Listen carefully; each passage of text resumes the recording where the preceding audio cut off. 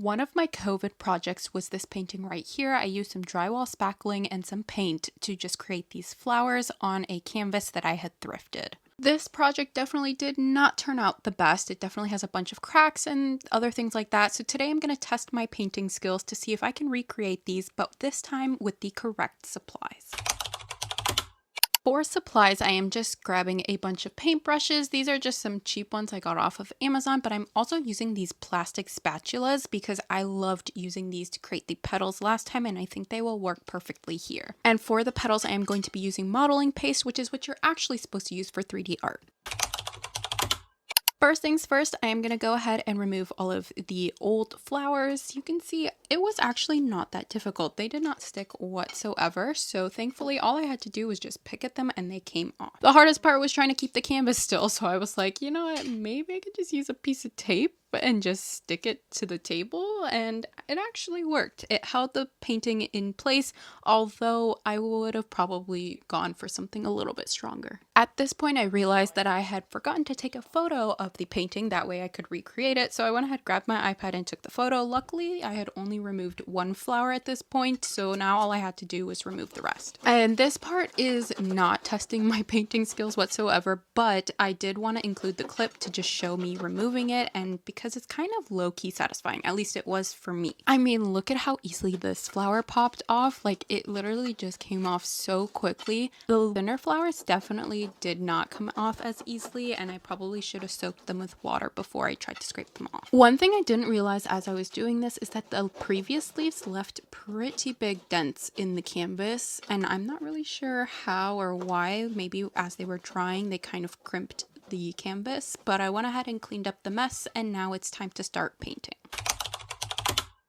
I grabbed my modeling paste, and the first thing I had to do was obviously a sniff test. I don't know if I just grabbed this trait from my cat or something, but I wanted to see what it smelled like, and honestly, it smelled like paint. I went ahead and started forming the first leaf. I just shaped all of the modeling paste onto one of the spatulas, and then I just squished it onto the canvas, tried to make a leaf shape, and yeah, that didn't work out well. And I tried to fix it. I used the same spatula to just squish it around to hopefully get a leaf shape. I think the first few of these are just going to be like pancakes. The first ones just suck because you're getting used to the material, the shapes, and all of that. I did also find that this was a lot more liquidy than the paste that I used before. And also I realized that I was using one of the thinner spatulas that I did not like for this project last time. So I switched over to this one, which just has like a wider taper. And at this point, I thought I had everything figured out. So I went ahead and tried again. I just did the same technique. I shaped the leaf onto the spatula and then spread it onto the canvas.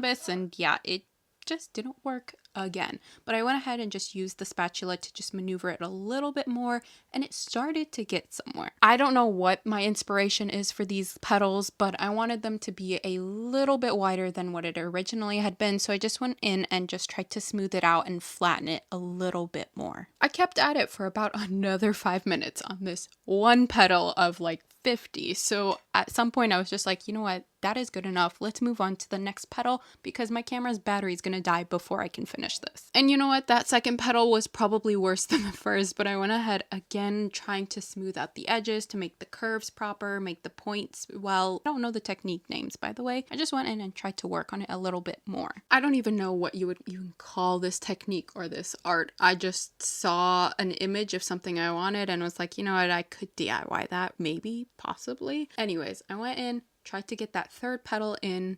You can see my focus face is on, and that was a complete flop. I did go ahead and try again because I have a whole painting to go and I cannot give up on that third petal. So I went in. I think the technique that I was starting to develop was to kind of fill the spatula before you get there, making sure to put a little bit on the tip and a lot more where it's wider, and that way it'll make the shape of the petals that I like, which I can't even describe. I'm even looking at the ones that I created in front of me as I'm voiceovering, and I'm like, I don't even think that is what I was trying to go for. So to be honest, I was just trying to make it look semi-flowerish. I just wanted to be done at this point. I mean, it had been like about 45 minutes and I had only done 3.5 petals. I will say there was a learning curve. So as I started to get into these petals, I started to make them more quickly, which is why you saw that fourth one didn't take that long and these next ones won't either. But I'm not going to put you through the whole process and the whole painting. I'm just showing you the learning process to show you that maybe I got a little bit better than last time. I say that as I am removing that fifth petal. I will say it is a lot harder to do the other ones since they are at weirder angles, especially these bottom ones, because you have to kind of do it upside down. I don't know why I didn't just flip the canvas over or move it, but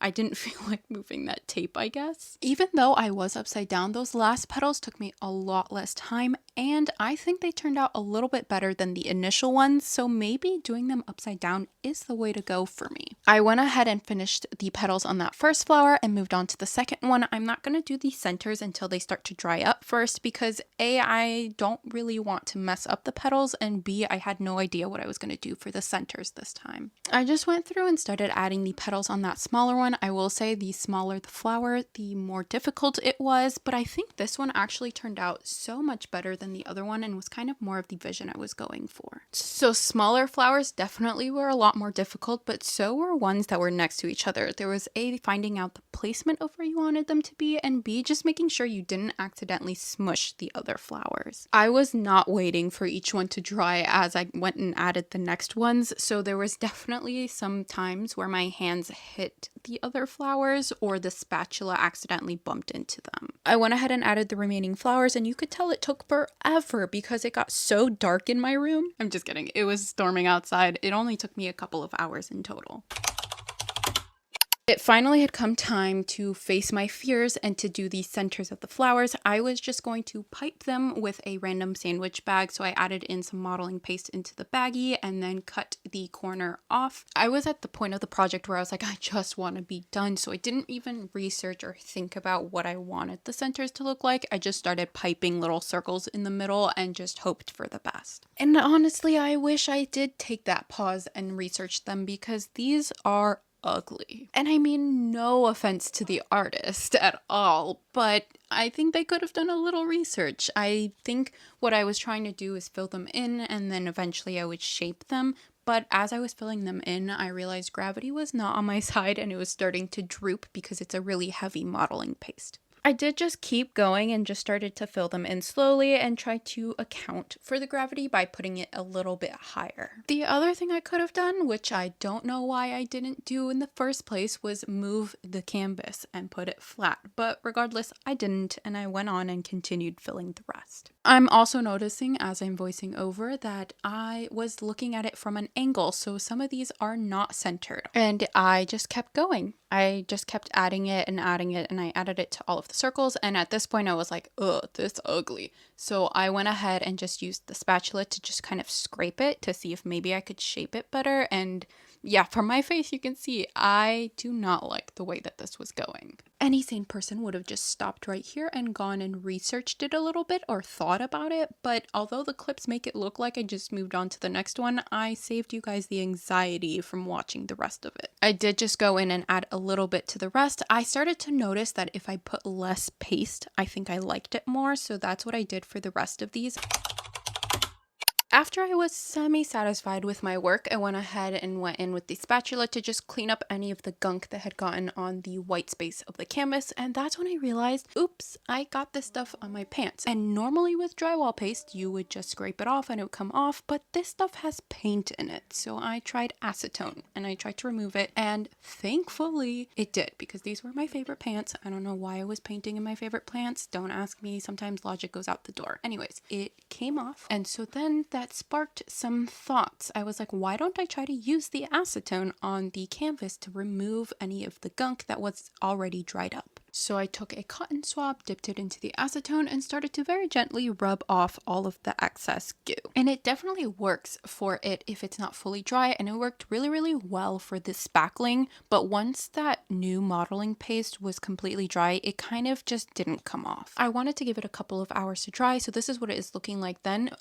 In hindsight, it was completely not dry, but I didn't realize it until I started to go in. But you can see the acetone removes the product really, really really well. What didn't work really well was me not realizing how long this product took to dry and accidentally smushing some of the petals. So after mushing not one, but 2 petals, I decided, you know what, I'm gonna let this thing dry overnight and then I will come back to check in on it later.